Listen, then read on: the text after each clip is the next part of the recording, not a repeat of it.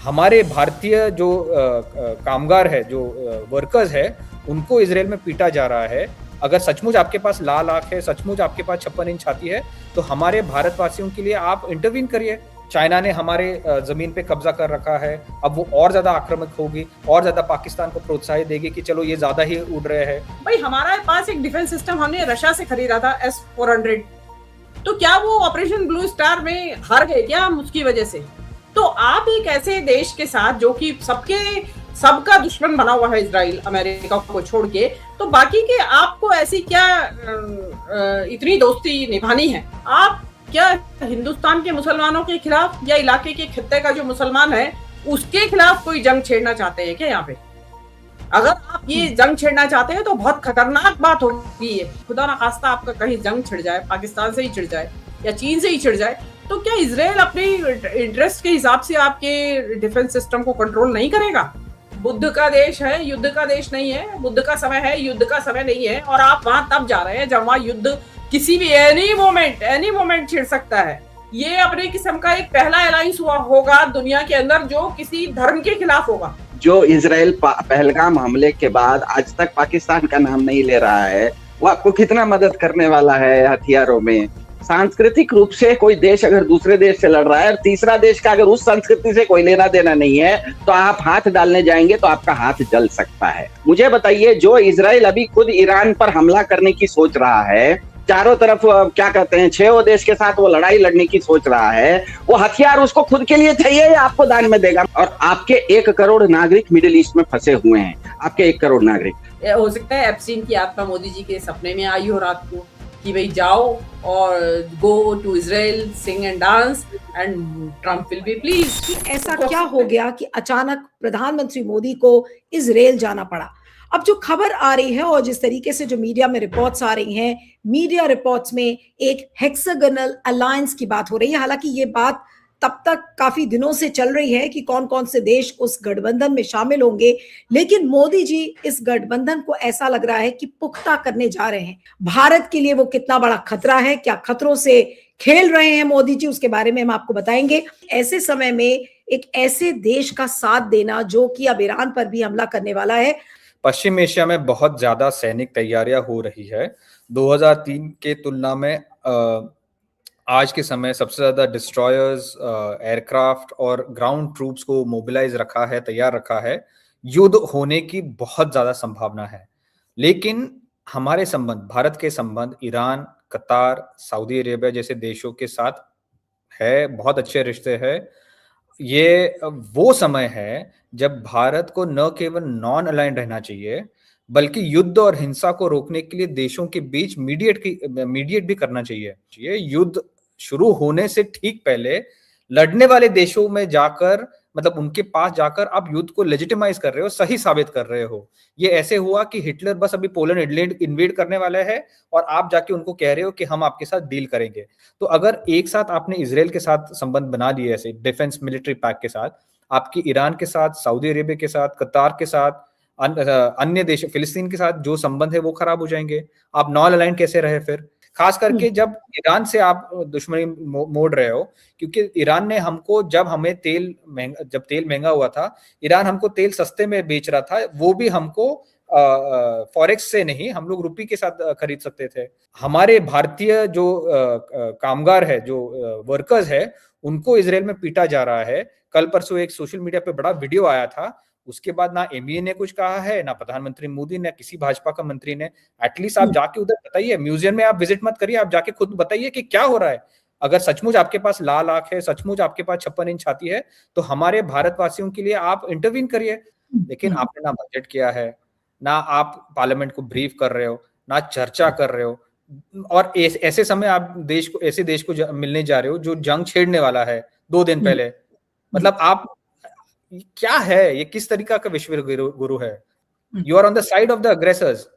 बिल्कुल, कि ये जो हेक्सागोनल अलायंस है, जिसके बारे में ये कहा जा रहा है कि भाई देखिए, ये India, UAE, Israel, Greece understanding, एक तरीके से इसको बताया जा रहा है। ये अलायंस भारत के लिए कितना कामगार होगा, और चाइना और रशिया या फिर अमेरिका इस पर कैसे रिएक्ट करेंगे? रूस और चाइना ईरान के साथ नेवल एक्सरसाइजेस कर रही थी, तो क्लियरली चाइना ने हमारे जमीन पे कब्जा कर रखा है, अब वो और ज्यादा आक्रामक होगी, और ज्यादा पाकिस्तान को प्रोत्साहित देगी कि चलो ये ज्यादा ही उड़ रहे हैं।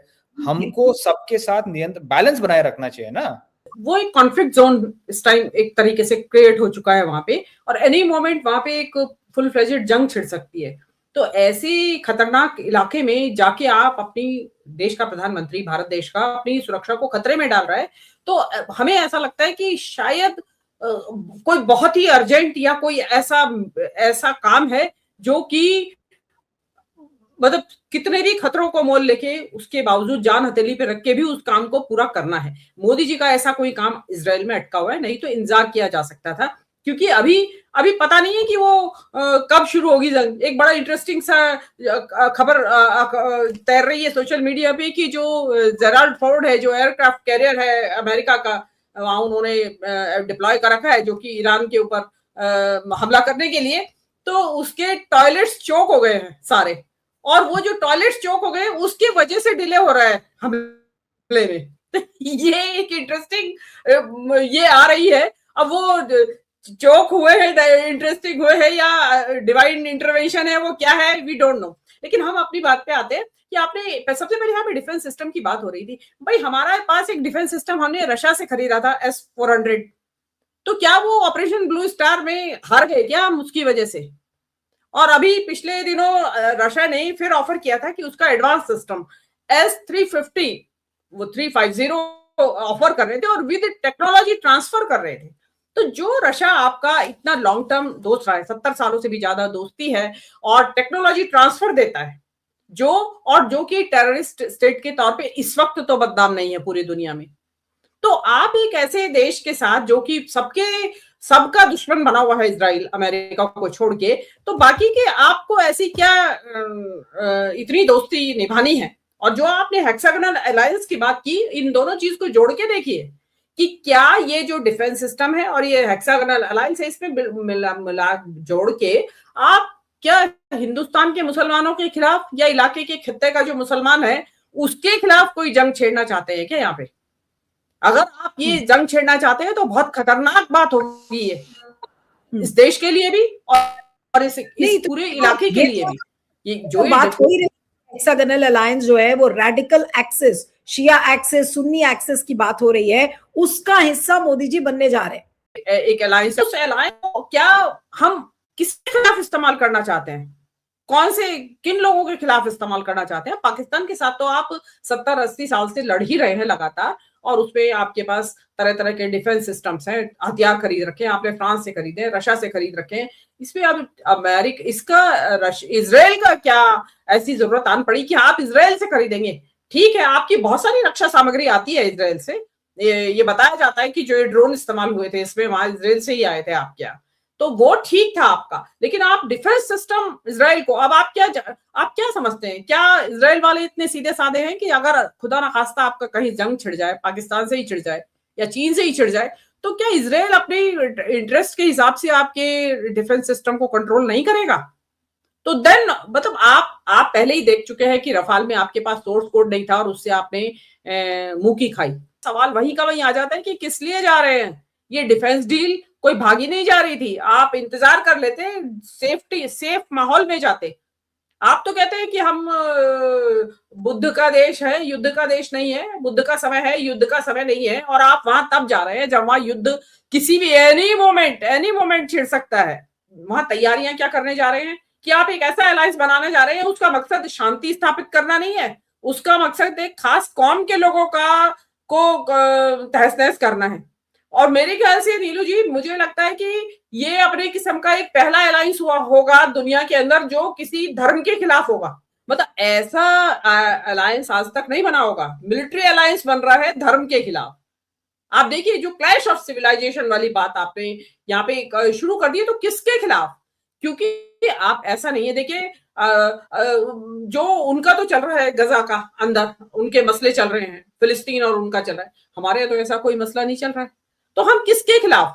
हमारे यहाँ तो देश के हर स्टेट पे मुसलमान हैं, पीसफुली रह रहे हैं, उल्टे आपका इतना सप्रेशन भी झेल रहे हैं, सब्र के साथ बैठे हैं, फिर भी हमारा भी मुसलमानों से संघर्ष है और तुम्हारा भी। धर्म की लड़ाई है, तो ये धर्म की लड़ाई के लिए एक मिलिट्री अलायंस हो रहा है दो देशों के बीच में, तो तो ये एक बड़ी चिंता वाली बात।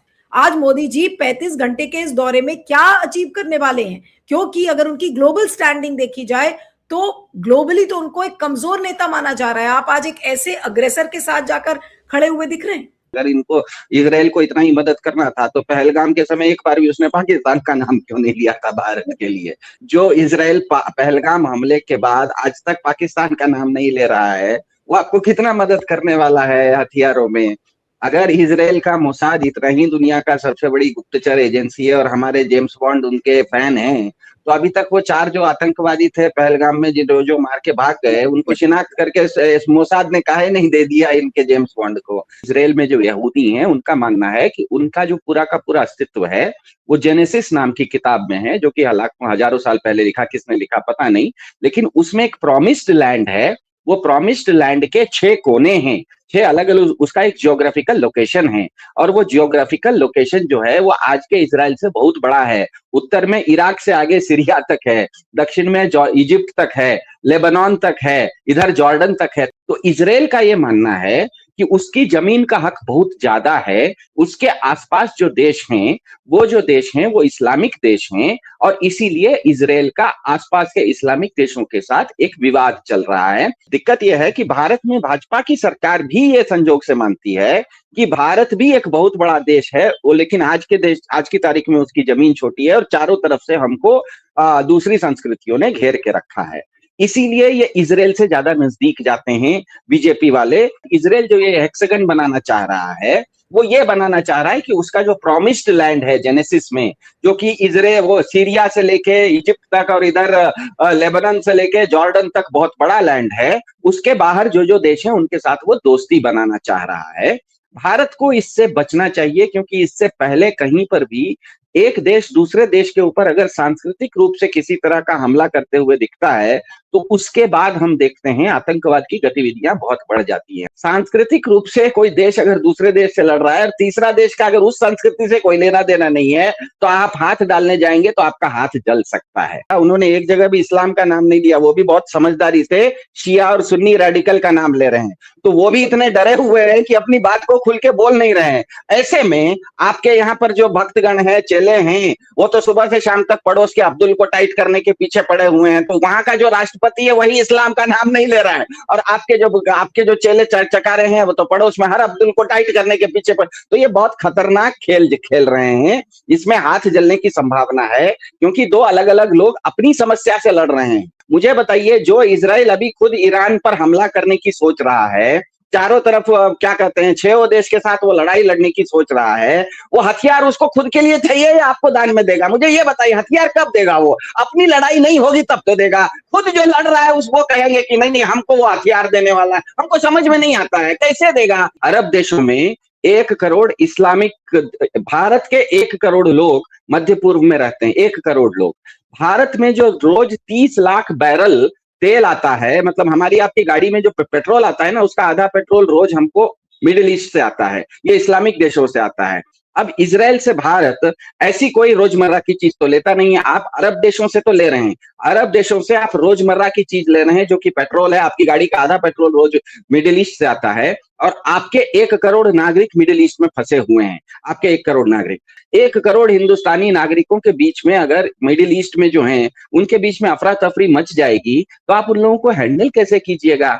कहीं ना कहीं इस यात्रा का एप्स्टीन फाइन से बहुत क्लोज नाता है। भाई अभी तो बहुत सारे ईमेल्स सामने आए नहीं है, बहुत सारी फोटोज आई नहीं है, क्या वो डिलीट बटन तो नहीं दबाने गए मोदी जी? हाँ, यही। देखिए, मोदी जी की ट्रम्प से तो कट्टी हो रखी है, उससे कैसे कहें कि तू ऐसा कर दे वैसा कर दे। और ट्रम्प जो अगर करेगा, करने के लिए तैयार भी होता, तो उसके ट्रम्प के पास तो शर्त है पूरी कि पहले ब्लैकमेल की पावर है उसके पास कि पहले सीजफायर के लिए हाँ भरो, then I will delete your portion. तो वो मोदी जी करने के लिए तैयार नहीं है कि उसका हाँ भरते ही आप यहाँ जो आपके यहाँ भी तो मांगा है ना अंधभक्तों की क्राउड, वहां मोदी जी की रेटिंग धड़ाम से नीचे गिरेगी। तो मोदी जी का क्या है कि वो ट्रम्प से कह नहीं सकते थे, तो उनको सजेशन दिया होगा जो उनकी सलाहकार होंगे कि भाई इजराइल के पास है, उनके पास रिकॉर्ड है, तो वहां से आप करवा लीजिए। हो सकता है एप्स्टीन की आत्मा मोदी जी के सपने में आई हो रात को कि भाई जाओ और go to Israel, sing and dance, and Trump will be pleased. तो हो सकता है सिंग एंड डांस के लिए गए, लेट्स वेट।